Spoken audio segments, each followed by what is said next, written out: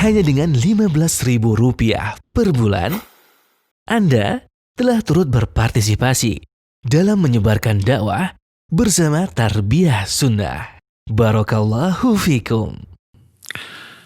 Bismillahirrahmanirrahim. Assalamualaikum warahmatullahi wabarakatuh. Alhamdulillahilladzi arsala rasulahu bilhuda wa dinil haqq liyudhhirahu 'alad dini kullihi walau karihal musyrikun. Wa asyhadu an la ilaha illallah wahdahu la syarikalah iqraran bihi wa tauhidan. Wa asyhadu anna Muhammadan abduhu wa rasuluh sallallahu alaihi wa ala alihi wa ashabihi wa sallama tasliman mazida wa ba'd. Alhamdulillah, kembali kita berjumpa dalam kajian khusus muslimah. Tapi tak terlarang bagi ikhwan untuk ikut juga mendengarkannya. Kita sudah menerangkan beberapa penyimpangan yang banyak dilakukan oleh para wanita. Dari segi penampilan, membuka aurat, menantang syahwat, menebar fitnah. Fitnah maknanya godaan bagi laki-laki yang lemah iman, bahkan yang kuat iman. Melanggar beberapa yang dilarang oleh Allah Azza wa Jalla, seperti merubah ciptaan Allah berupa alis yang kemudian dikerok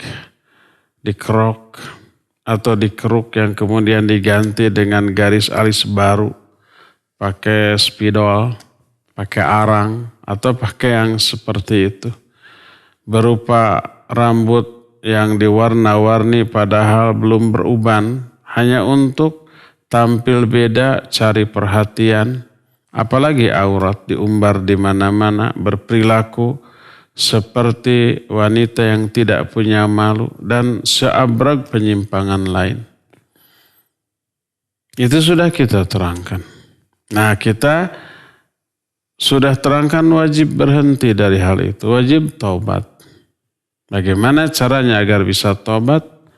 Sudah ada 2 poin yang kita jelaskan. Pertama, perbaiki hati.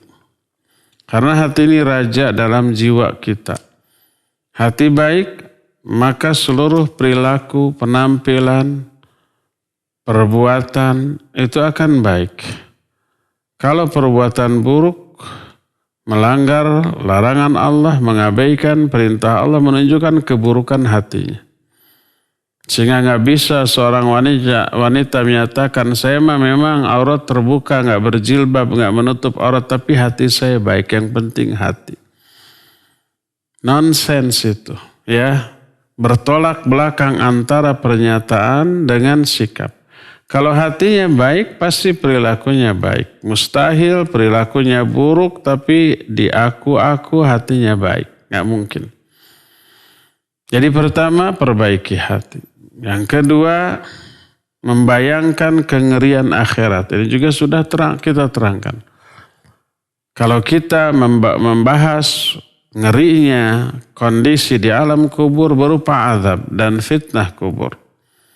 Apalagi di akhirat berupa kiamat, berupa dikumpulkannya di alam mahsyar, berupa hisab, berupa ditimbangnya amal-amal perbuatan kita, berupa ditampakkannya seluruh amal perbuatan kita, dibagikan buku catatan amal sampai menyeberang sirat atau jembatan yang terbentang di atas neraka. Sampai banyak yang masuk ke dalam neraka dengan berbagai macam variasi azab. Mengerikan. Semua kengerian itu menghadirkan rasa takut. Nah, rasa takut ini yang akan menjadi pengerem kita dari semua perbuatan tercela. Itu juga poin yang sudah kita terangkan. Nah, sekarang kita masuki poin 3. Bagaimana caranya agar kita tobat? Ada muncul tobat, keinginan untuk tobat, tekad untuk tobat, dan usaha yang sungguh-sungguh untuk tobat. Berhenti dari semua penyimpangan tadi. Yaitu ar-rughbah fima indallah wa tadzakkuru na'imil akhirah. Yaitu mengharapkan semua yang ada di sisi Allah dan mengingat-ingat nikmat akhirat. Itu yang membuat kita nanti jadi tertarik, teriming-iming, kata orang Sunda, kabita, terobsesi, kepingin, menginginkan apa yang ada di akhirat berupa kenikmatan yang abadi. Ingin apa yang ada di sisi Allah berupa apa? Berupa ampunannya, ridhonya, rahmatnya, surganya, dan sejenisnya. Dan itu akan memacu kita untuk berlomba meraih semuanya itu. Dan itulah yang Allah perintahkan. Melihat betapa indahnya kenikmatan di akhirat, lalu bandingkan dengan kesenangan dunia. Orang, termasuk para wanita, kenapa berani melanggar syariat? Kenapa sampai tega mengumbar auratnya, menurunkan derajat kemuliaannya, atau mengabaikan syariat dan perintah Allah? Kenapa? Satu, hanya ingin senang, hanya ingin gembira, hanya ingin bahagia walaupun sesaat di dunia. Apakah mereka senang dengan hal itu? Mungkin senang, tapi sesaat dan sangat semu. Kadang apa yang mereka dapatkan tidak memuaskan mereka. Coba kesenangan dunia berupa kebebasan berekspresi, berperilaku, bandingkan dengan kebahagiaan dan nikmat akhirat. Gak ada apa-apanya. Andai seluruh kekayaan dunia tergenggam di tangan kita, andai semua kekuasaan ada di bawah telapak kaki kita, sehingga kita hidup senang, gembira, bahagia dengan semua itu semua gak ada apa-apanya dibanding kebahagiaan akhirat. Dunia beserta isinya dibanding kenikmatan akhirat ibarat setetes air dibanding samudra yang sangat luas. Terus dari aspek waktu, berapa lama sih waktu kita menikmati dunia? Sebentar. Usia kita aja puluhan tahun belum tentu selama hidup bahagia. Anggaplah 50 tahun kita bahagia. Tapi bahagia dengan melanggar syariat. Setelah itu mati. Masuk alam kubur. Kena azab kubur. Berapa lama? Ribuan tahun, mungkin ratusan ribu tahun, mungkin jutaan tahun, kita nggak tahu. Sampai kiamat. Setelah kiamat terjadi, kita masuk alam akhirat. Di sana lebih menderita lagi. Mau nggak menukar kebahagiaan akhirat hanya dengan kebahagiaan dunia sesaat? Nggak. Maka berlombalah untuk mengejar nikmat akhirat. Dan ini yang Allah perintahkan. Allah berfirman dalam surah Al-Hadid ayat 21. Wasabiqu ila maghfiratin min rabbikum. Wa jannatin arduha ka'ardis sama'i wal ard. Kata Allah, berlombalah, bersegeralah kalian menuju ampunan Allah dan menuju surga yang luasnya seluas langit dan bumi. Berkata Al-Allamah Imam Ibn Rajab Al-Hambali rahimahullah dalam kitab Lataiful Ma'arif.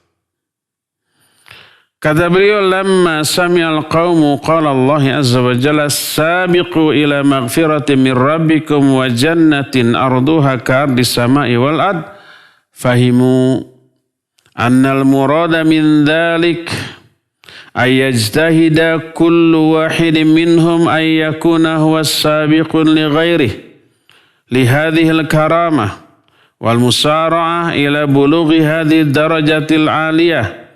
Fakana ahaduhum idza ra'a man ya'malu amalan ya'jizu anhu khasya ay yakuna sahibu dhalikal amal huwa sabiqu lahu fayahzanu li fawati sabqihi fakana tanafusuhum fi darajatil akhirah wa istibaquhum ilaiha. Kata Imam Ibn Rajab, ketika para sahabat mendengar firman Allah dalam surah Al-Hadid ayat yang 21 barusan. Kata Allah, bersegera berlomba kalian menuju ampunan Allah dan menuju surga. Para sahabat memahami ayat ini bahwa yang dimaksud adalah setiap orang harus berjuang, bersungguh-sungguh menjadi lebih dahulu dibanding orang lain dalam memburu kemuliaan ini, yaitu ampunan dan surga Allah.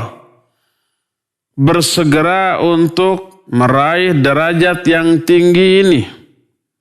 Maka apabila salah seorang di antara para sahabat melihat ada orang lain yang mengamalkan amalan hebat yang dia nggak mampu mengamalkan amalan itu, dia khawatir orang tersebut mengalahkannya dalam perlombaan dalam kebaikan ini. Lalu dia sedih. Sedih karena tertinggal dalam urusan akhirat. Perlombaan mereka, balapan mereka hanya dalam meraih kemuliaan akhirat, bukan dalam urusan dunia. Kalau kita zaman kita sekarang, zaman now gitu, orang kan berlomba mengejar dunia ya. Bila kita pakai motor umpamanya, lihat ada orang biur menyiap kita, menyalip kita pakai motor yang lebih bagus. Harganya puluhan juta, bahkan mungkin ada yang di atas 100 juta satu motor. Orang itu sedih, tuh kapan saya punya yang seperti itu? Kok orang punya? Kalau kita punya mobil tapi sederhana, tidak ber-AC, paling ber-AG, angin gelebug.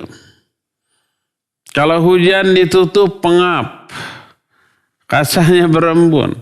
Ada orang lain pakai mobil yang lebih bagus, ber-AC, enak, nyaman, tidak khawatir mogok. Kalau yang sederhana pas hujan gede, aduh khawatir mogok, pas banjir khawatir berhenti di tengah jalan, aduh macam-macam. Lihat orang lain pakai mobil yang lebih bagus. Dia merasa terkalahkan lalu sedih. Kapan saya punya yang seperti itu? Orang zaman sekarang begitu. Lombanya dalam urusan dunia. Pada zaman dahulu berlombanya itu untuk mengejar akhirat. Bila kalah dalam beriman, beribadah, beramal soleh, sedih. Aduh, saya terkalahkan dalam urusan mengejar akhirat. Ini pun, perlombaan ini pun menurun sampai ke generasi berikutnya. Generasi tabi'in. Sebagaimana yang dijelaskan oleh Abu Muslim Al-Khulani, dia berkata, ayadhunnu ashabu Muhammadin sallallahu alaihi wasallam ayasta'thiru bihi dunana? Kalla wallahi lanuzahimannahum alaihi zihaman hatta ya'lamu annahum qad khalafu wara'ahum rijala. Apakah para sahabat Nabi Muhammad sallallahu alaihi wasallam menyangka bahwa hanya mereka lah yang berlomba dalam kebaikan seperti itu, sedangkan kami generasi berikutnya tidak? Demi Allah tidak. Para sahabat takut amal ibadahnya, amal solehnya terkalahkan oleh generasi yang berikutnya. Kata Abu Muslim Al-Khulani, demi Allah kami berlomba dalam hal itu dengan para sahabat. Sehingga mereka mengetahui bahwa mereka itu telah meninggalkan banyak orang di belakang dalam hal melakukan kebaikan. Berkata Wahib bin Al-Ward rahimahullah, idza istata'ta ay yasbiqaka ila Allahi ahadun faf'al. Kalau kamu mampu mendahului orang lain dalam beribadah menuju Allah, lakukan. Mampu mengalahkan semua orang dalam hal sholat, lakukan. Mampu mengalahkan orang lain dalam hal baca Al-Quran, lakukan. Dalam hal saum, lakukan. Dalam hal kebaikan, dalam hal ibadah, lakukan. Berkata Al-Hasan, idza ra'aitan nas yatanafasuna fid dunya fanafishum fil akhirah fa innaha tadhhabu dunyahum wa tabqal akhirah. Bila kamu melihat orang-orang berlomba-lomba dalam urusan dunia, maka kalahkan mereka dalam urusan akhirat. Kamu kalah dalam urusan dunia oleh mereka, mereka lebih kaya, mereka lebih berkuasa, mereka lebih berpangkat, mereka punya jabatan, kamu tidak. Kalah kamu dalam urusan dunia, kalahkan mereka dalam urusan akhirat. Karena dunia mereka akan hilang, akan musnah, sedangkan akhiratmu itu yang akan abadi.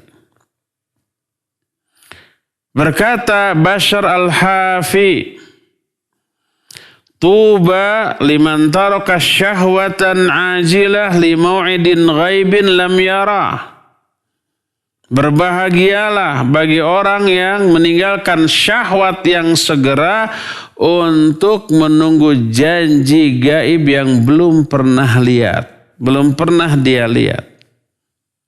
Maknanya, bahagialah orang yang meninggalkan syahwat dunia yang nyata, real sekarang dalam kehidupan.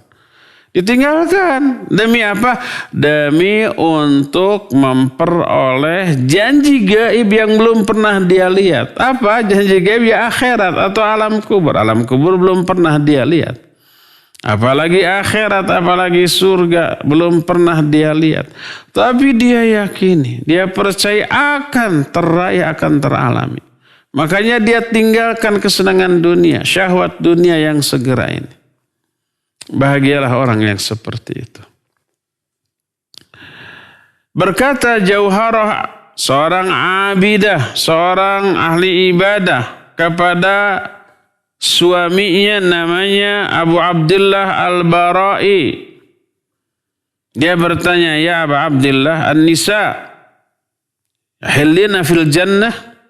Wahai Abu Abdullah, ke suaminya ini, apakah para wanita di surga itu mengenakan perhiasan enggak? Emas gitu ya, zamrud, mutiara, berlian yang seperti itu. Dia jawab, na'am. Ya, tentu saja. Fasohat sayhatan ghasya 'alaiha. Dia berteriak, menjerit sampai pingsan. Falamma afaqat qal ma hadzal ladzi asabak. Ketika wanita ini siuman, sadar dari pingsannya, ditanya oleh suami, apa yang menimpamu sampai menjerit lalu pingsan? Dia menjawab, dzakartu hali tilka wa ma kuntu niltuhu minad dunya fa khasyitu wallahi hirmanul akhirah. Dia menjawab, aku melihat keadaanku beserta semua kenikmatan dunia yang telah aku raih. Punya dia perhiasan, dia punya kesenangan, punya uang. Ingat, lalu aku takut Allah subhanahu wa ta'ala akan menghalangi aku dari perhiasan di akhirat. Akhirnya apa yang terjadi? Perhiasan yang dia miliki itu dia infakkan, dia sedekahkan. Dia hanya menginginkan perhiasan di akhirat saja. Khawatir perhiasan dia yang dia miliki, dia pakai, dia banggakan di dunia, itu yang menghalangi dia memperoleh perhiasan akhirat. Dia bagikan, dia share itu perhiasan dunia untuk ditukar dengan kelak perhiasan akhirat. Oleh karena itulah maka ahlul akhirah, innal ahlal akhirah yakfi ahaduhum aqallal qalil min hitamid dunya. Faman kana himmuhal akhirah lam tubali bima hasalan nisa minad dunya. Oleh karena itu ahlul akhirah, orang yang selalu lebih mementingkan akhirat, mereka yang sedikit dari kepentingan dunia cukup menjadi pengendali dia dari kepentingan-kepentingan dunia yang lain. Siapa yang mencita-citakan kebahagiaan akhirat, dia tidak akan peduli dengan kekayaan yang dimiliki oleh wanita lain, oleh orang lain, enggak. Kalau dia melihat wanita-wanita lain berlomba-lomba dalam mengejar kecantikan dunia, orang untuk mempercantik diri pergi ke salon, sekali dirawat, ada yang puluhan juta, ada yang ratusan juta, ya enggak? Satu kali dirawat bisa seharga mobil tuh. Ada yang operasi segala macam. Operasi hidungnya, operasi bibirnya, operasi giginya. Giginya sudah rata, sudah bagus. Tapi sekarang sedang ngetren umpai gigi kelinci. Kayak kelinci gitu. Ya operasi. Jadi jelek sebenarnya. Tapi dia pede aja. Ada yang begitu? Ada. Orang, para wanita berlomba dalam mengejar perhiasan dunia dan kecantikan pribadinya di dunia.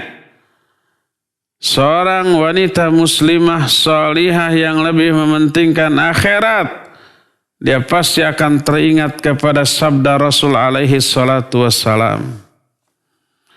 Kata beliau, lawit talat imra'atum min nisai ahlil jannati ilal arad, la mala'at bainaha rihan, wa la adha'at ma bainaha, walinasifiha ala ra'siha khairun minad dunya wa ma fiha.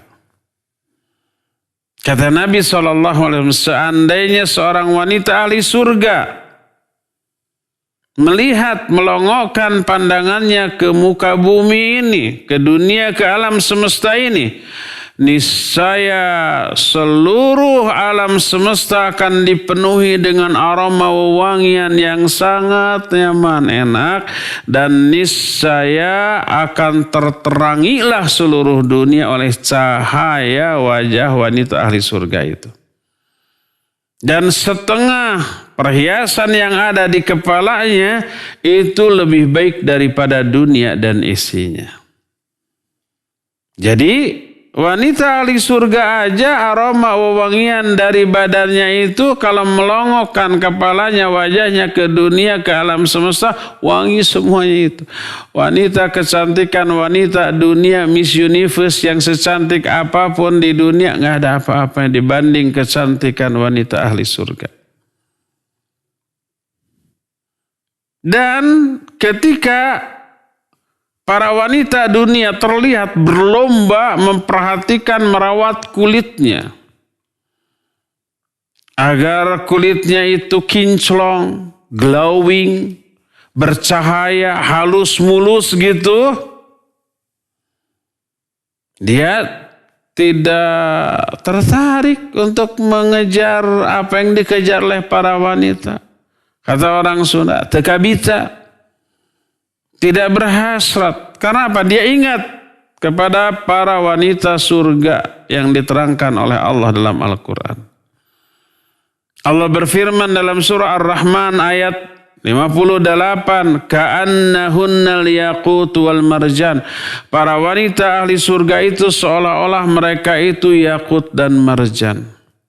Seperti mutiara-mutiara dan berlian-berlian. Maknanya, yanzuru ila wajhi fi khaddiha asfa minal mir'ah. Wa inna adana lu'lu'atin 'alaiha latudhi'u ma bainal masyriqi wal maghrib. Wa innahu la yakunu 'alaiha sab'una hullatan yanfudhuha basaruhu hatta yura mukhu saqiha min wara'i dhalik.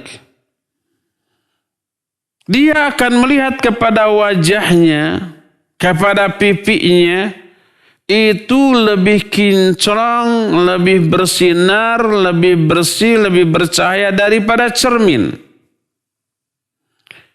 Dan mutiara yang paling minimnya di sana akan menerangi antara timur dengan barat. Para wanita ahli surga memiliki 70 jenis perhiasan yang akan tertembus, yang terlihat oleh pandangan mata sampai-sampai Sumsum tulang betisnya itu kelihatan dari luar saking indahnya. Nah, ini disebutkan dalam hadis yang terdapat dalam Sahih Ibnu Hibban, juga Musnad Imam Ahmad, juga Al-Mustadrak Al-Hakim. Lalu berkata Al-Hakim sahihul isnad walam yukhrijah. Hadis ini sanadnya sahih. Sekalipun Imam Bukhari dan Imam Muslim tidak mengeluarkan hadis ini. Ketika wanita salihah yang selalu mengejar akhirat mendengar kesibukan para wanita dunia yang mengejar dunia, bahwa mereka itu menata rambutnya seindah mungkin, juga seluruh tubuhnya biar seksi, biar wangi, biar indah kulitnya, elok penampilannya. Wanita solihah akan membandingkan dengan kondisi wanita ahli surga. Dijelaskan dalam salah satu hadis. Berkata Rasul alaihi salatu wassalam, "Anna syajarah ala babil jannah yamba'u min asliha ainan. U'indat ihdahuma lisyarabid dakhilin wal ukhra liiktisalihim. Fa'idha syaribu min ahadihima jarrat fi wujuhihim binadratin na'im. Wa idha tawadau min al-ukhra lam tash'ath ash'uruhum abada." Bahwa di surga itu, di pintu surga ada pohon. Dari akarnya mengalir 2 mata air. Satu mata air disediakan untuk minum orang-orang yang masuk ke dalam surga. Satu mata air lagi untuk mandi mereka. Bila mereka meminum air dari mata air ini mengalir ke wajahnya dan mengalirkan cahaya kenikmatan dalam ekspresi wajahnya. Dan apabila mereka berwudu dari satu mata air yang lainnya, maka rambut mereka tidak pernah acak-acakan lagi, tidak pernah berurai lagi, tapi akan tetap rapi selama-lamanya. Dia akan ingat kepada firman Allah dalam Al-Quran. Di antara dalam surah Al-Insan mulai ayat 20 dan 21 Allah menyatakan, "Wa idza ra'aita thamma ra'aita na'iman wa mulkan kabira. 'Aliyahum thiyabu sundusin khudru wa istabraq wa hullu asawira min fiddatin wa saqahum rabbuhum syaraban tahura." Kalau kamu melihat mereka, terus kamu lihat sekali lagi, mereka itu berada dalam kenikmatan dan kekuasaan yang sangat besar. Mereka memakai pakaian-pakaian dari sutra yang warnanya hijau, yang berhias, indah sekali. Mereka diberikan perhiasan-perhiasan dari perak. Dan mereka diberi minum oleh Allah dengan minuman yang suci. Dalam ayat lain, dalam surah Al-Hajj, ayat 23 Allah menyatakan, "Inna Allaha yudkhilul ladhina amanu wa amilus salihati jannatin tajri min tahtihal anhar. Yuhallawna fiha min asawira min dahab wa lu'lu'a wa libasuhum fiha harir." Sesungguhnya Allah akan memasukkan orang-orang beriman dan beramal soleh ke surga-surga yang banyak mengalir sungai-sungai di bawahnya. Mereka diberikan perhiasan di dalamnya yang terbuat dari emas-emas dan mutiara-mutiara. Dan pakaian mereka terbuat dari sutra. Diterangkan dalam salah satu hadis, Rasul SAW menyatakan, "Inna adna lu'lu'atin 'alaiha tudhi'u ma bainal masyriqi wal maghrib." Sesungguhnya perhiasan atau mutiara yang paling minim yang mereka miliki bisa menerangi dari timur sampai ke barat. Dan ini menunjukkan keindahan perhiasan. Maka mengingat perhiasan wanita ahli surga di akhirat nanti, wanita yang mengejar akhirat tidak akan tertarik, terobsesi, tergiur oleh perhiasan dunia. Dan bila para wanita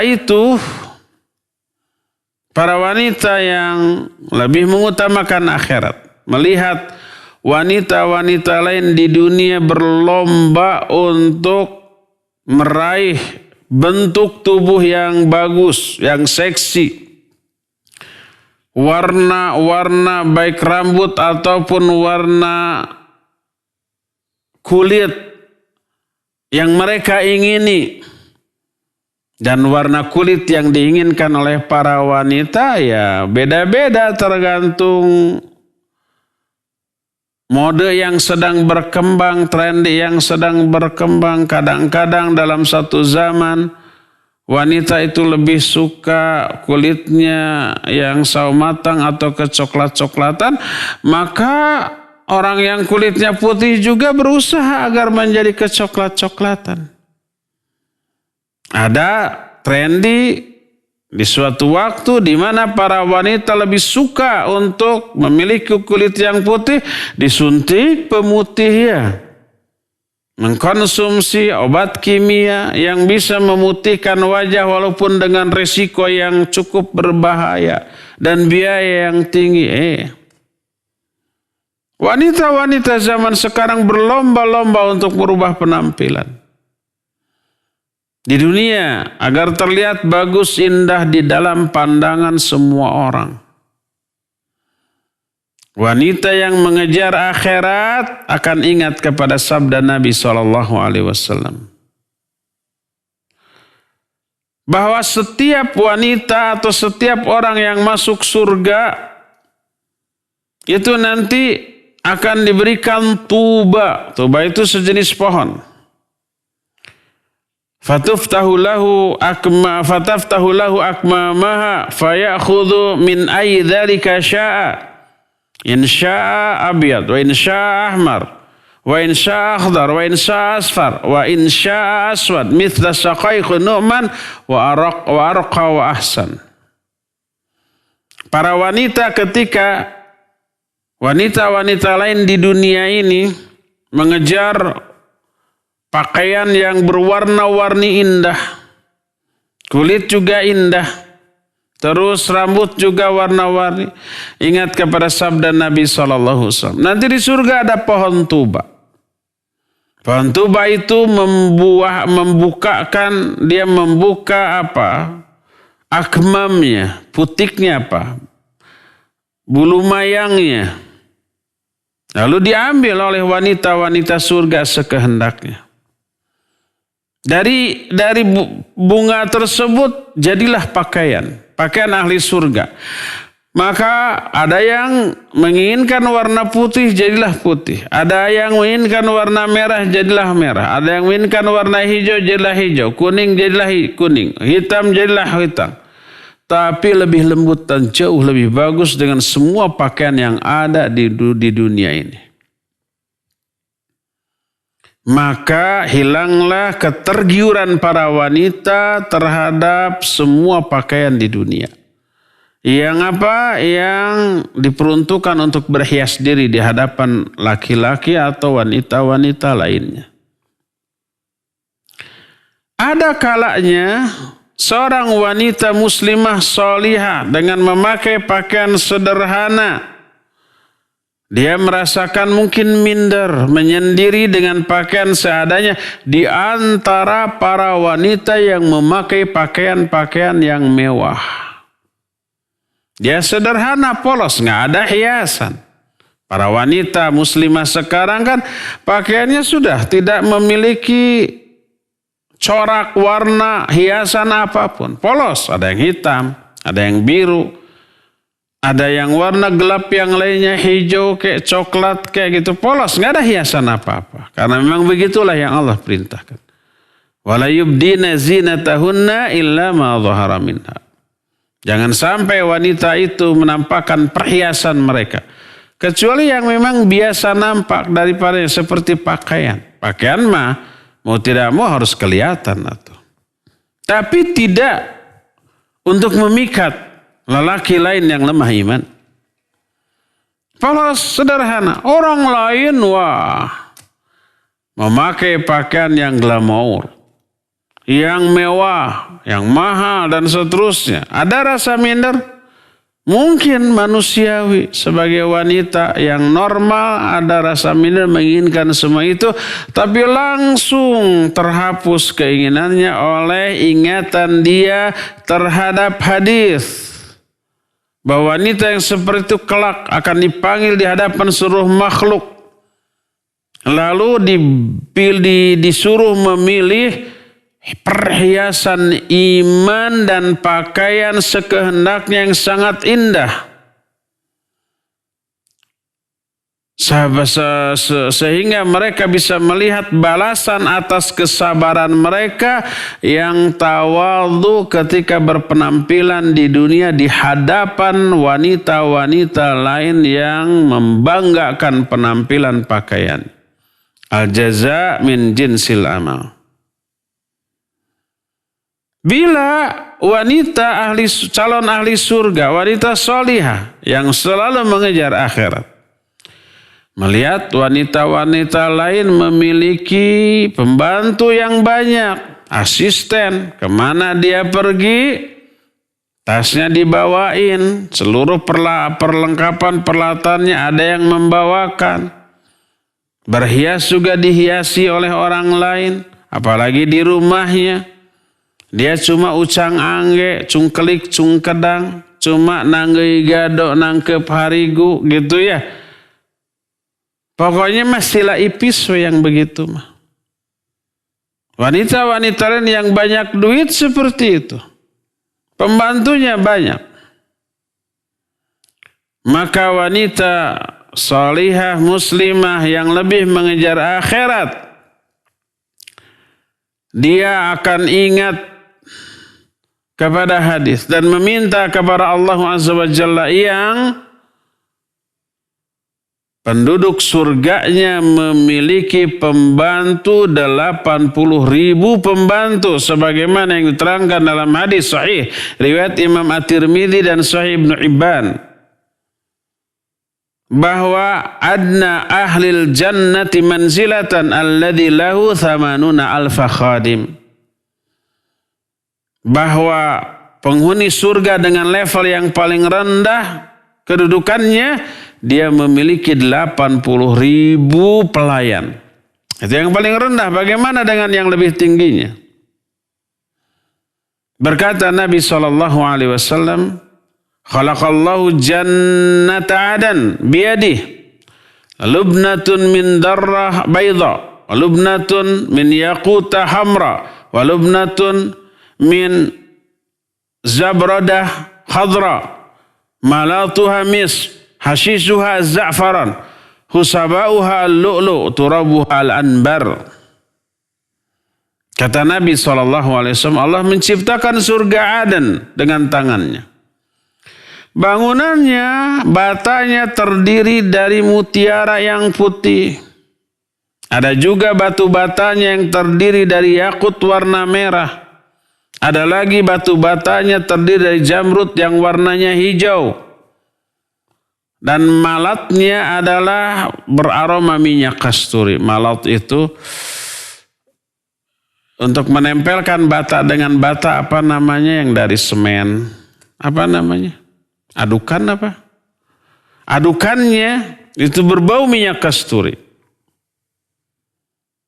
Tempelannya za'faran. Kerikil-kerikilnya mutiara-mutiara dan tanahnya ambar. Berkata Nabi SAW dalam hadis lain sahih riwayat Imam Muslim dalam kitab Sahih Muslim. Inna lil mu'minina fil jannah la khimatan min lu'lu'atin wahidatin mujawwafah. Tuluha sittuna mila. Sesungguhnya bagi seorang mukmin di surga ada kemah terbuat dari sebuah mutiara yang berongga. tingginya 60 mil. Bayangkan mutiaranya besar. Lalu berongga. Rongga-rongganya berupa ruangan-ruangan. Dari mutiara loh semuanya. Terbuatnya itu. Betapa indahnya. Dan itu diperuntukkan bagi para ahli surga. Ada kalanya wanita-wanita lain berplesir ria ke pantai, lalu traveling, memakai pesawat, memakai kendaraan yang sangat mewah. Ada enggak keinginan untuk mengalami seperti itu? Ya, manusiawi mungkin ada. Tapi tidak tergiur untuk mengejarnya. Karena apa? Ingat kepada sungai Al-Kautsar yang kata Nabi SAW disebutkan dalam hadis, hafatahu min dhahabin majrahu 'ala ad-dur wal yaqut turbatuha atyabu minal misk ma'uhu ahalla minal asal wa abyad minal thalaj. Sungai Al-Kautsar nanti di surga itu kedua tepinya itu ditembok emas. Kemudian berhiasan permata-permata mutiara dan berlian. Tanahnya lebih wangi daripada minyak kasturi. Airnya lebih manis daripada madu dan lebih putih daripada salju. Hadis ini riwayat Imam At-Tirmidzi, lalu berkata Imam At-Tirmidzi, hadisun hasanun sahihun. Hadis ini hadis yang hasan sahih. Jadi ketika orang-orang berplesir ke pantai, dia membayangkan Al-Kautsar. Nggak ada apa-apanya pantai. Pantai apapun yang ada di alam jagat raya nggak ada apa-apa dibanding dengan apa? Dengan sungai Al-Kautsar yang ada di surga nanti. Berkata Nabi SAW tentang Al-Kautsar ketika ditanya, nahrun alaihi qasrun min lu'lu'atin, bahwa Al-Kautsar adalah sebuah sungai. Di atasnya ada istana yang terbuat dari mutiara-mutiara dan zamrud. Bahkan ada lagi sungai-sungai yang tidak ada bandingannya dengan sungai yang ada di dunia. Sebagaimana firman Allah dalam surah Muhammad ayat yang ke-15. Mathalul jannati allati wu'idal muttaqun fiha anharun min ma'in ghairi asin. Wa anharum min labanin lam yataghayyar ta'muh wa anharum min khamrin ladzatil lisyaribin wa anharum min asalin musaffa. Gambaran surga yang disiapkan bagi orang-orang yang bertakwa. Di dalamnya ada sungai dari air yang tidak asin, airnya segar dan tawar. Ada lagi air dari susu yang tidak pernah berubah rasanya. Kalau susu di dunia, sore ini kita simpan, besoknya paginya sudah asam. Sudah basi, sudah nggak layak minum. Kalau di sana nggak berubah semuanya. Itu berupa sungai. Ada lagi sungai yang airnya merupakan khamr atau arak yang lezat bagi para peminumnya. Tidak membuat pusing, tidak membuat mabuk, tapi lezat. Ada lagi sungai yang airnya merupakan madu yang murni. Dan ini tidak sekedar sungai untuk dikonsumsi, tapi menciptakan suasana keindahan yang tak terkira, yang tak ada bandingannya di dunia. Ingat pula lah wanita calon ahli surga ini dengan apa yang dijelaskan oleh Ibnu Abbas radhiyallahu anhuma tentang sebuah pohon yang naungannya amat sangat panjang.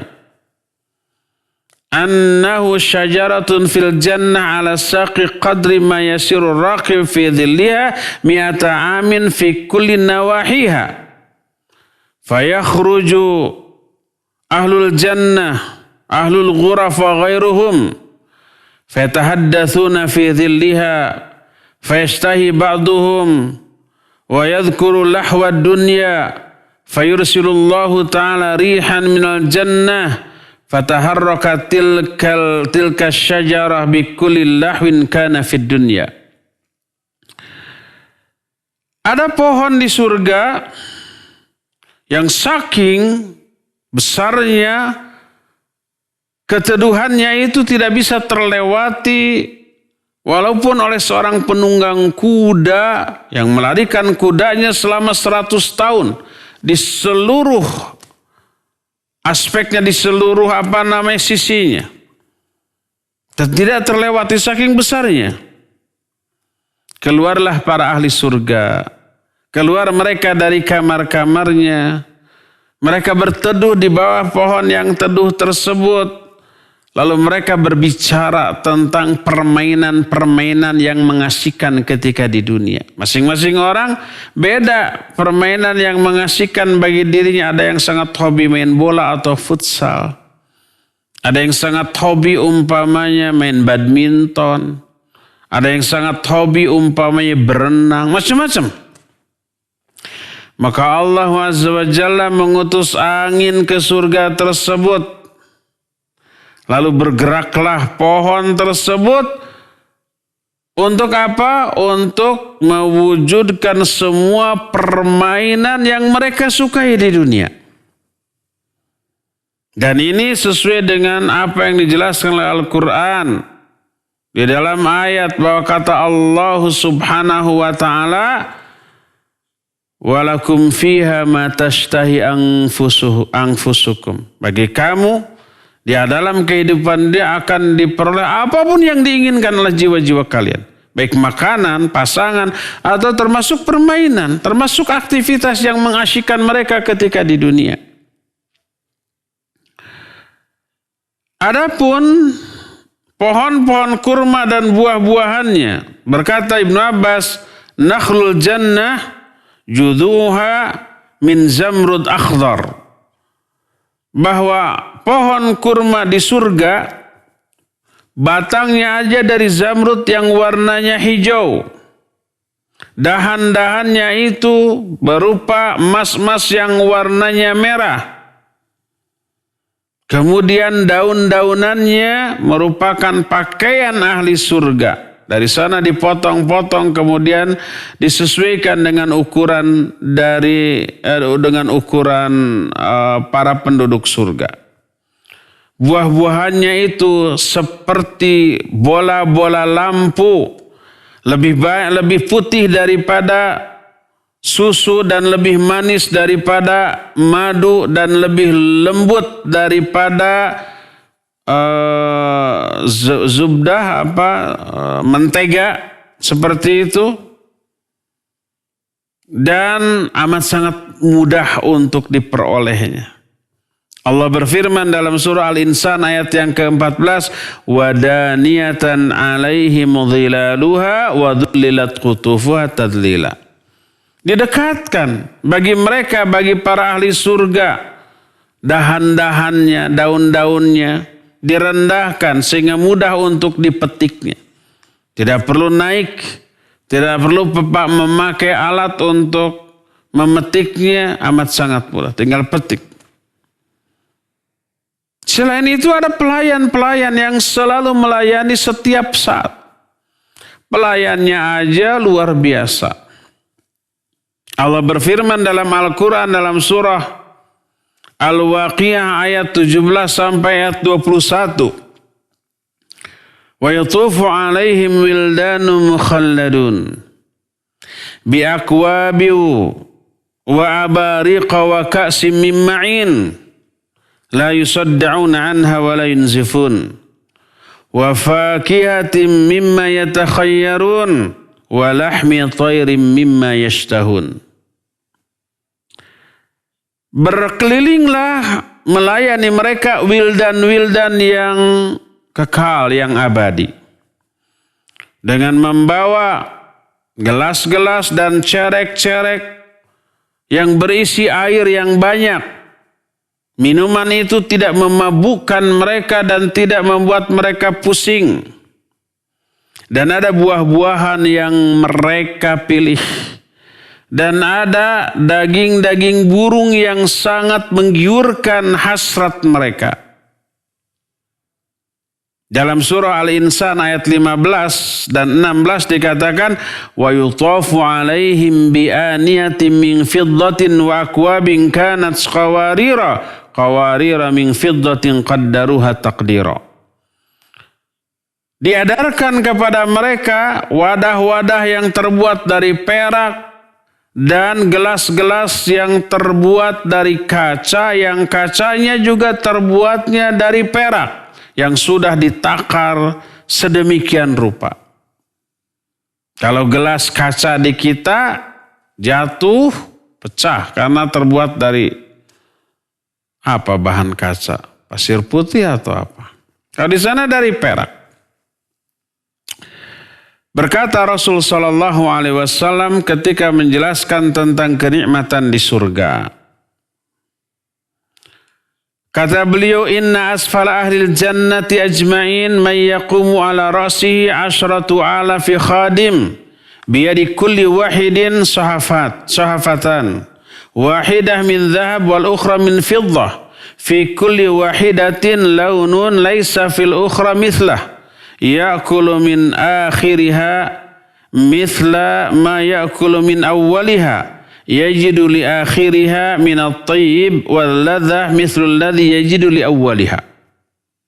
Sesungguhnya penduduk surga yang paling rendah tingkatannya adalah orang yang dilayani oleh 10.000 pelayan. Masing-masing pelayan membawa 2 piring, 2 wadah. Satu terbuat dari emas, satu lagi dari perak. Dan setiap masing-masing wadah itu memiliki warna yang tidak ada bandingannya di dunia ini.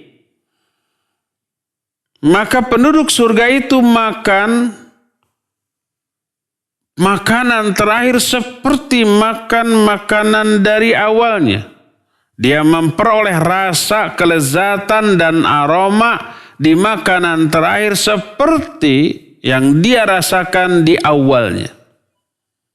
Kalau di kita umpamanya makan sesuatu yang lezat, yang enak, yang harum. Nikmatnya ini awalnya. Sudah pertengahan, sudah berkurang kualitas kenikmatannya. Sudah kenyang, yang akhirnya sudah tidak terasa lagi nikmat, tersisa dibiarkan. Kan gitu ya?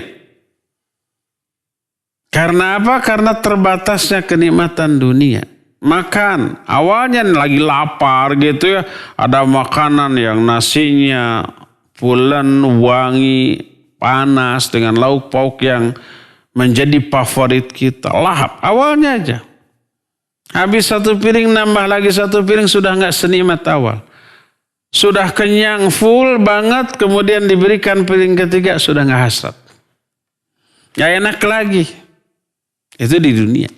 Di surga awal sampai akhir nggak ada bedanya. Karena makan di surga nggak ada kenyangnya. Makan di surga bukan karena kita butuh makan untuk kekuatan. Kalau di kita di dunia kita butuh makan untuk kekuatan. Di sana bukan karena untuk kekuatan, karena nggak pernah ada kelemahan. Di kita ada lemahnya, ada laparnya, butuh makan, kuat. Di sana nggak ada lemah, nggak ada lapar. Makan minumnya sekedar untuk merasakan lezatnya makanan, sekedar untuk bersenang-senang. Berdasarkan hal itulah maka kalau kita membandingkan kelezatan akhirat, nikmat akhirat lalu dibandingkan dengan apa yang ada di dunia, nggak ada apa-apanya. Inilah yang membuat kita tidak begitu berhasrat terhadap kesenangan dunia sehingga harus melanggar apa yang Allah syariatkan. Enggak. Oleh karena itu bandingkan nikmat akhirat dengan nikmat dunia, maka insya Allah kita akan terpacu untuk mengejar nikmat akhirat dan tidak begitu peduli dengan nikmat dunia, apalagi untuk mengejar nikmat dunia sampai harus untuk melanggar syariat, melanggar aturan, melanggar larangan, mengabaikan perintah. Inilah salah satu kiat agar kita bisa berhenti dari dosa dan kemaksiatan. Kejarlah nikmat akhirat, bandingkan dengan apa yang kita dapatkan dari kesenangan dunia, maka kesenangan dunia nggak ada apa-apanya ya. Inilah poin yang ketiga ya, cukup sampai di sini, waktunya sudah habis dan kita tinggal masuki sesi tanya jawab dan saya kembalikan untuk mengatur lalu lintas pertanyaan ini kepada Al-Akh Fadil Fawas di studio Cilengsi. Wassallallahu ala nabiyina Muhammadin wa ala alihi wa sallam. Silakan Fawas. Assalamualaikum. Waalaikumsalam warahmatullahi wabarakatuh. Silakan Bapak, dengan siapa dari mana? Saya Taslih Ustaz dari Bandung. Silakan Pak Taslih. Barakallahu fiik Ustaz. Wa fiika barakallah. Ada hadis yang bunyinya, seandainya seorang hamba menyungkur sujud sejak ia dilahirkan sampai ia mati tua dalam melaksanakan ketaatan kepada Allah, niscaya ia akan menganggap hal itu kecil, remeh pada hari kiamat. Dan orang tersebut pasti sangat berharap dikembalikan ke dunia untuk menambah ganjaran pahala. Yang saya tanyakan, mohon dijelaskan Ustaz, maksudnya dari hadis ini seperti apa? Iya. Jazakallahu khairan. Waalaikumsalam Pak Taslih. Terima kasih interaksinya. Barakallahu fiik. Silakan Ustaz. Saya Pak Taslih di Bandung, barakallahu fiik. Saya tidak tahu itu hadis. Wallahu a'lam. Mungkin ada hadis itu tapi saya belum tahu karena keterbatasan. Nanti saya akan cari. Atau karena memang bukan hadis, tapi ungkapan sahabat ataupun para ulama. Seperti yang pernah kita bahas ketika menerangkan masalah zuhud terhadap dunia atau betapa semangatnya para sahabat dan para ulama untuk mengejar akhirat. Sampai berbicara seperti itu, seandainya sejak diciptakan sampai mati adalah mereka sujud terus, niscaya itu tak sebanding dengan besar dan banyaknya nikmat yang Allah Subhanahu wa Ta'ala berikan kepada dia. Tetap sujudnya tersebut tidak bisa membayar seluruh nikmat dan kebaikan Allah kepada dia. Saking banyaknya nikmat. Dan nikmat itu wajib disyukuri dengan cara ibadah sehebat yang dia bisa. Tapi sehebat apapun dia beribadah tetap dirasa tidak cukup dalam menunaikan syukur kepada Allah Azza wa Jalla. Sehingga kalau ditimbang antara nikmat dengan ibadah, jauh lebih banyak nikmat. Syukurnya nggak cukup. Walaupun dengan sehebat ibadah yang bisa dia lakukan. Mestinya diazab. Oleh karena itu lalu dia merasa malu. Karena itulah maka dia lebih berangan-angan untuk diciptakan sebagai pohon umpah. Karena kalau pohon tidak dihisab, tidak diberikan balasan di akhiratnya. Itu semuanya karena apa? Karena rasa malunya mereka. Dan ini sudah kita terangkan di pembahasan awal dari kitab yang sedang kita bahas ini. Menunjukkan apa? Menunjukkan kesadaran orang tersebut atas kekurangan dari ibadah yang mereka lakukan kepada Allah dibanding seluruh nikmat yang mereka terima dari Allah Subhanahu wa Ta'ala. Itulah kesadaran orang-orang yang sudah mencapai level tertinggi dari keimanannya. Berbeda dengan kita-kita yang ibadah sekali dua kali sudah merasa wah gitu ya. Sudah merasa seolah-olah kewajiban kita sudah tertunaikan semuanya. Makanya plong kan gitu ya. Kalau mereka tidak. Sehebat apapun ibadah yang kita lakukan tetap tidak cukup untuk membayar nikmat yang telah Allah berikan kepada kita. Berdasarkan hal itulah maka tak heran apabila Nabi SAW menyatakan bahwa seseorang itu tidak masuk surga karena amalnya. Tapi karena rahmat Allah. Karena amal sehebat apapun, pertama jangankan untuk membeli surga. Untuk membayar nikmat yang Allah berikan saja kepada kita nggak cukup itu amal. Apalagi harus dibayar dengan surga yang wah. Taubahnya umpamanya begini. Kita menyuruh orang untuk menyapu teras rumah kita yang ukuran 2 kali 3 meter. Kamu sapu tuh. Nih sapunya saya kasih 10 miliar. Layak nggak nyapu kayak gitu dibayar 10 miliar? Dolar lagi. Nggak layak. Maka 10 miliar itu bukan sebagai upah bagi nyapu yang hanya 2 kali 3 meter. 2 kali 3 meter disapu nggak akan semenit selesai. Bisa bersih, bisa. 5 menit lah dengan dipel gitu. Walaupun demikian nggak akan bercucuran keringat, nggak akan tersengal-sengal nafasnya, nggak akan sampai pegal-pegal gitu. Dibayar 10 miliar. Nggak layak. Dia suruh tinggal di rumah itu saja sudah tidak bisa terbayar hanya dengan nyapu 2 kali 3 meter. Apalagi dengan dibayar 10 miliar. Terus kenapa tuh sampai dibayar 10 miliar dengan pekerjaan yang senteng itu? Itu mah hanya karena kasih sayang orang yang nyuruh aja kepada dia. Bukan sebagai balasan atas pekerjaan yang enteng begitu. Itulah gambarannya ya. Apalagi ini Allah SWT.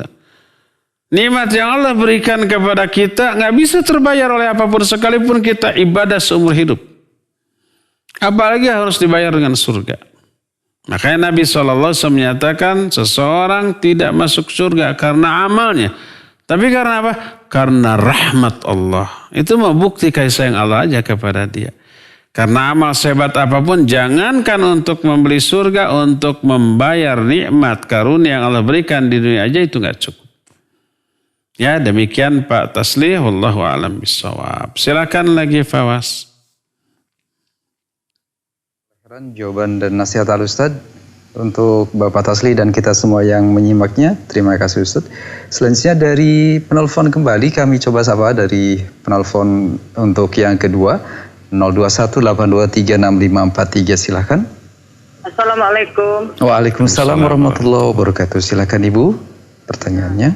Assalamualaikum Ustaz. Waalaikumsalam warahmatullahi wabarakatuh. Siapa di mana Bu? Silakan.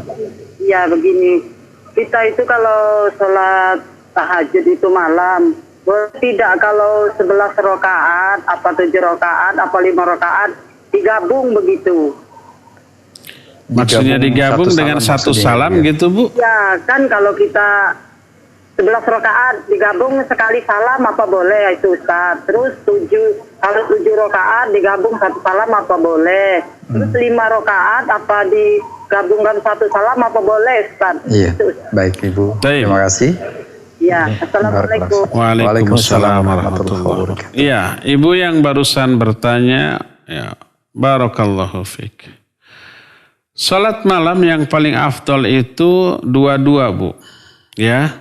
Afdalu qiyamil lail masna wa masna. Seutama-utama qiyamul lail adalah 2-2. Jadi 2 rakaat salam, 2 rakaat salam. Ya.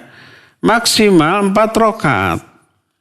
Sebagaimana Aisyah radhiyallahu anha menuturkan dalam Sahih Bukhari dan Muslim bahwa Rasul sallallahu alaihi wasallam tidak pernah salat malam baik di Ramadan atau luar Ramadan lebih dari 11 rakaat. Beliau salat 4 rakaat. Jangan kamu tanya panjangnya dan bagusnya. Lalu salam. Lalu beliau 4 rakaat lagi. Jangan kalian tanya bagusnya dan panjangnya. Pasti panjang dan pasti bagus. Lalu salam, lalu salat 3 rakaat. Jadi keterangan yang ada maksimal 4 rakaat untuk tahajudnya. Yang terbaik adalah 2-2. 2 salam, 2 salam. kali 4, jadi 8 rakaat. Nah, adapun witirnya harus ganjil, boleh ibu 1 rakaat, boleh 3 rakaat dengan 1 salam, boleh 5 rakaat dengan 1 kali salam, boleh sampai 9 rakaat. Boleh dibolehkan. Kalau apanya mah? Kalau witirnya dengan hanya 1 kali salam dibolehkan. Adapun untuk tahajudnya yang terbagus 2-2, maksimal 4 rakaat salam, 4 rakaat salam. Dan tidak ada riwayat yang menyatakan Nabi SAW sholat melebihi dari 4 rakaat untuk 1 kali salam. Ya, jadi maksimal 4, yang terbagus 2-2, adapun witirnya boleh dengan 1 kali salam. Baik 1 rakaat, 3 rakaat, 5 rakaat, 7 rakaat, dan seterusnya. Ya, wallahu a'lam bishawab. Silakan lagi Fawaz.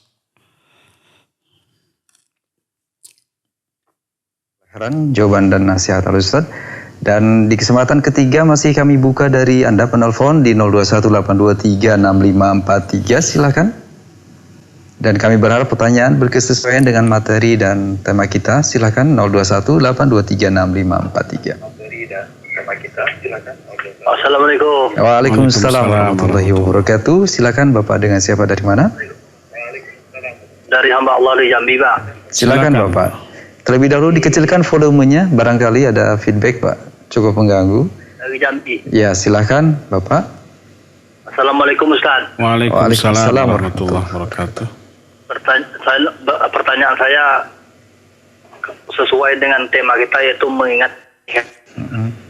Pertanyaan saya, bagaimana caranya kita selalu mengingat hari akhirat itu? Coba. Saja. Iya. Sudah begitu Pak? Ya, baik. Cukup singkat pertanyaannya. Ya, barakallahu fiik Bapak hamba Allah dari Jambi ya. Bagaimana caranya agar kita selalu ingat akhirat? Ya, pertama Pak, yakinilah bahwa tujuan hidup kita itu, terminal akhir dari hidup kita ini akhirat. Sekarang kita hidup di dunia. Setelah sebelumnya pernah kita hidup di dalam perut ibu selama 9 bulan. Itu fase pertama. Fase kedua sekarang hidup di dunia. Sementara cuma puluhan tahun. Ada yang cuma belasan tahun, ada yang cuma tahunan, ada yang cuma sekian bulan mati. Setelah kita selesai jatah hidup kita di dunia, kita masuk ke alam lain, yaitu alam barzakh. Sampai kiamat. Setelah kiamat kita masuk ke alam akhirat, mengalami berbagai macam peristiwa yang mengerikan. Menderita di alam mahsyar, mengalami hisab, mengalami timbangan, mengalami kita dibagikan catatan amal, mengalami menyeberang syirat, jembatan yang terbentang di atas neraka, sampai berakhir ke surga atau ke neraka sebagai terminal akhir, negeri terakhir yang kita tuju. Dan itulah kehidupan yang sebenarnya, karena kehidupan itu tidak ada akhirnya. Di dunia ada akhirnya, di alam kubur ada akhirnya. Apalagi dalam perut ibu cuma 9 bulan. Di dunia lebih lama sedikit, puluhan tahun. Di alam barzah entah berapa ribu tahun sampai kiamat. Di akhirat nggak ada akhirnya. Itulah kehidupan yang sebenarnya. Allah berfirman, wa inna daral akhirata lahiyal hayawan. Sesungguhnya negeri akhirat itulah kehidupan yang sebenarnya. Yang di neraka sebagai penghuni neraka abadi di neraka. Yang ke surga sebagai penghuni surga yang abadi kekal dalam neraka. Terus tak ada akhir. Makanya tujukan, targetkan kebahagiaan kita itu di akhirat nanti. Dan itulah kesuksesan. Yang hakiki, sukses itu kalau diselamatkan dari api neraka, dimasukkan ke dalam surga, itu sukses. Faman zuhziha 'anil nar wa udkhilal jannah faqad faz. Siapa orang yang dijauhkan dari api neraka dan dimasukkan ke dalam surga, itulah sukses yang sebenarnya. Nah, itu yang pertama Pak. Ya, yang pertama, yakini bahwa terminal akhir dari kehidupan kita itu akhirat. Kedua, dari sini kita akan selalu mencanangkan seluruh amal kita, mengupayakan seluruh perbuatan kita itu agar menguntungkan di akhirat. Walaupun merugi di dunia. Kalau ada harta, maka dizakati, infakkan, sodakohkan, pakai menolong orang fakir, orang miskin, anak-anak yatim, janda-janda tua, pakai bangun masjid, pondok pesantren, madrasah, kepentingan dakwah, itu akan menjadi investasi di akhirat. Di dunia rugi karena sebagian uang kita, nggak semuanya sih, sebagian kecil dibagi ke orang, tapi itu yang menguntungkan di akhirat. Yang kita pegang itu yang menjadi beban kita. Saya sering bilang harta ini, dunia ini, yang halalnya dihisab, yang haramnya diazab. Perbuatan kita, ucapan kita dipikirkan agar bisa memberi keuntungan di akhirat. Makanya semua perbuatan kita, ucapan kita hanya yang Allah perintahkan untuk dilakukan dan diucapkan. Adapun yang dilarang ditahan karena takut rugi di akhirat nanti. Dia akan menahan diri dari dusta, dari ghibah, dari fitnah, dari mencela, dari mencaci, dari merugikan, menzalimi orang lain. Karena itu akan merugikan di akhirat. Itu yang kedua. Yang ketiga, kaitkan segala peristiwa, segala kejadian, segala kasus, segala pengalaman dengan akhirat. Itu yang dilakukan oleh para ulama. Ketika para ulama melihat ada orang yang lagi membakar kambing guling, dipanggang gitu, ditusuk, kemudian diputer-puter di atas perapian yang menyala. Dia menangis.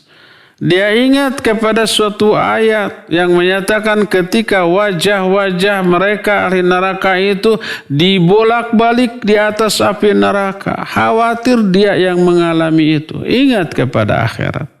Lalu nangis, takut, bertobat, beristighfar, menjauhi dosa, meningkatkan kualitas dan kuantitas amal ibadah. Ketika ada seorang anak kelihatan diusir oleh ibunya, mungkin anak ini nakal. Disuruh keluar di pintu, ditutup, dikunci pintunya.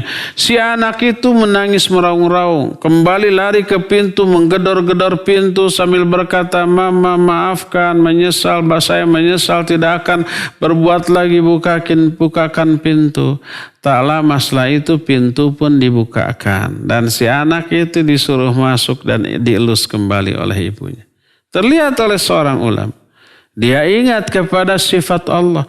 Kalau seorang ibu yang marah kepada anaknya karena anaknya nakal melakukan kesalahan, tapi ketika si anak kembali menjerit, menangis, berjanji tidak mengulang lagi, pintu rumahnya dibuka kembali.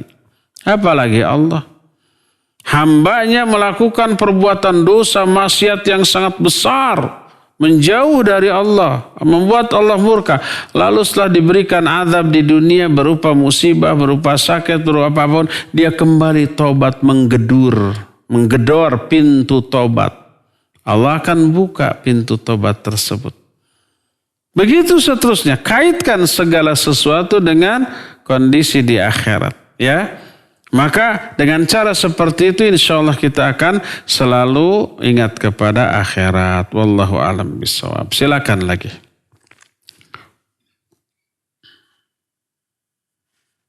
Kelahiran jawaban dan nasihat Al Ustadz. Untuk selanjutnya dari pesan singkat yang pertama kami angkat dari Bapak Yusuf di Bekasi. Assalamualaikum warahmatullahi wabarakatuh. Ustadz, mohon nasihatnya, apakah harta benda peninggalan orang tua yang disedekahkan atau dijariahkan oleh anak cucunya akan bermanfaat bagi orang tua tersebut walaupun semasa hidupnya orang tuanya cenderung kikir dan sulit berinfak. Saat berinfak pun cenderung melakukan riya dan sum'ah di hadapan manusia. Mohon penjelasannya. Jazakallahu khairan, barakallahu fiik. Ya, wa jazakallahu khairan wa fika barakallah. Apa yang dilakukan oleh seorang anak untuk membantu orang tua yang sudah wafat. Diketahui orang tuanya umpamanya tidak begitu taat, cenderung ahli maksiat, kikir, sekali infak atau sedekah riya. Dan riya ini maksiat. Berdasarkan hal itulah maka dikhawatirkan orang tuanya itu terkena azab. Ada nggak yang bisa dilakukan oleh anaknya? Ya ada tentu saja. Yang terutama adalah jadikan anaknya itu dirinya menjadi anak soleh atau solihah. Mintakan ampunan kepada Allah bagi orang tuanya.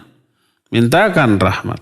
Ya, selama orang tua tersebut muslim atau muslimah, tapi ahli maksiat, maka selama itu tetap wajib didoakan ampunan dan rahmat oleh anak-anaknya.